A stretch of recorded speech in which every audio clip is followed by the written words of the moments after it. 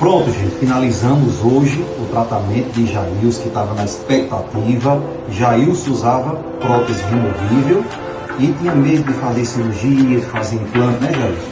Então, assim, eu expliquei para ele, dei a opção de colocar dentes fixos, sem corte ou cirurgia, e ele optou, e hoje finalizamos. E aí, Jailson, está satisfeito? Muito satisfeito, achei maravilhoso aí a finalização que o Dr. Felipe fez, e para mim, eu vou indicar para todo mundo, porque estou muito feliz. Que bom. É uma realização do meu sonho. Fico feliz, viu? Estou muito feliz mesmo, viu? Muito obrigado. Obrigado a você, meu amigo, pela confiança.